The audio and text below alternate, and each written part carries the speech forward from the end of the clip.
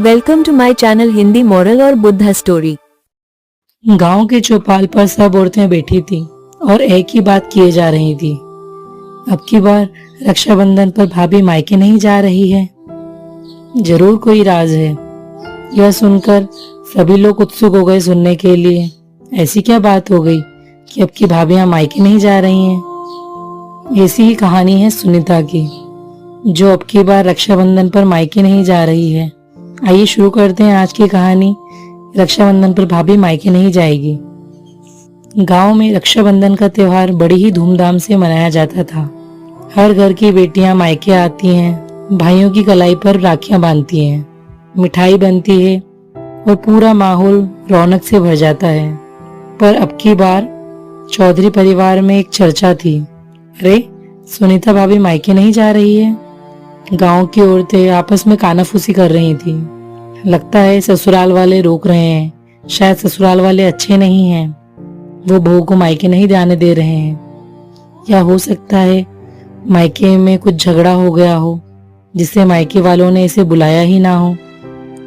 इसी तरह की बातें गांव की औरतें आपस में कर रही थी। सुनीता दरअसल बहुत ही सीधी और समझदार थी। उसका मायका ससुराल से पास ही था, ज्यादा दूर नहीं था। हर साल राखी पर वह हंसी खुशी अपने मायके जाती थी, लेकिन इस बार उसने साफ कह दिया, मैं मायके नहीं जाऊंगी। पति राजेश हैरान हो गया। क्यों, इस बार क्या हो गया?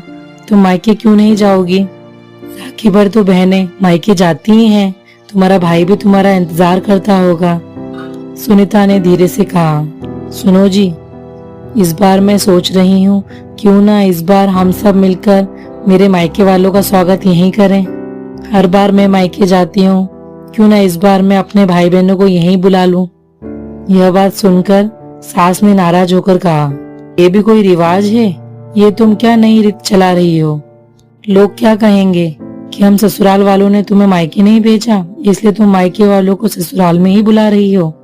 बहन मायके नहीं जाएगी तो तुम्हारे मायके में भी कितनी कितनी बातें होंगी। तुम्हारे मायके में आसपास वाले क्या कहेंगे कि सुनीता के ससुराल वालों ने उसे मायके नहीं भेजा अब की बार रक्षाबंधन पर। देवर ने मजाक में कहा, भाभी, कहीं आपको ससुराल में इतना अच्छा तो नहीं लग रहा कि आप मायके जाना ही भूल गईं? सब हंस पड़े और सुनीता बस मुस्कुराई और बोल पड़ी, अभी आप सबको समझ आ जाएगा कि मैं मायके क्यों नहीं जा रही हूँ। राखी वाले दिन सुबह दरवाजे पर आवाज आई, दीदी गेट खोलो। सुनीता दौड़कर बाहर आई।